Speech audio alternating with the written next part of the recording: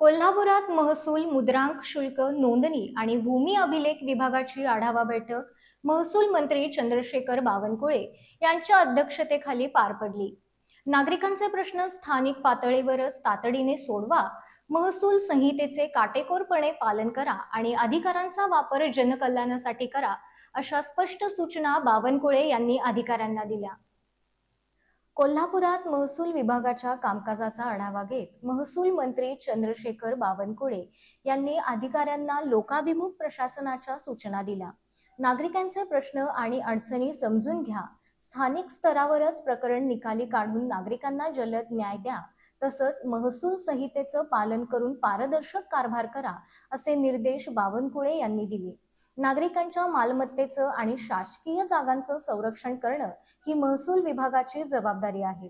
त्यामुळे अधिकाऱ्यांनी आपल्या अधिकारांचा वापर जनकल्याणासाठी सक्षमपणे करावा, असंही त्यांनी स्पष्ट केलं.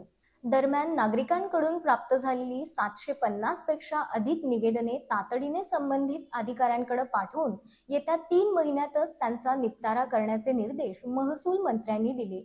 गायरान जमिनींच्या पट्टेवाटप आणि नोंदणीची प्रक्रिया ग्रामसभांच्या माध्यमातून गतिमान करण्याच्या सूचनाही त्यांनी दिल्या. यासाठी नागपूर जिल्ह्यातील चांगल्या पद्धतीचा अभ्यास करून कोल्हापुरातही प्रभावी प्रणाली विकसित करण्याचे निर्देश देण्यात आले. या बैठकीच्या सुरुवातीला वनपट्टाधारक शेतकऱ्यांना 7E आणि 12E वाटप, पूरग्रस्तांना वाढीव गावठाणातील भूखंड, तसंच चंदगड, पन्हाळा आणि अन्य भागातील लाभार्थ्यांना भूखंड आणि नियमानुकूल आदेशांचं वाटप करण्यात आलं. तसंच बांधकामासाठी कृत्रिम वाळू अर्थात एम-सॅन्डच्या 100% उत्पादनासाठी लाभार्थ्यांना हेतुपत्रांचंही वितरण करण्यात आलं.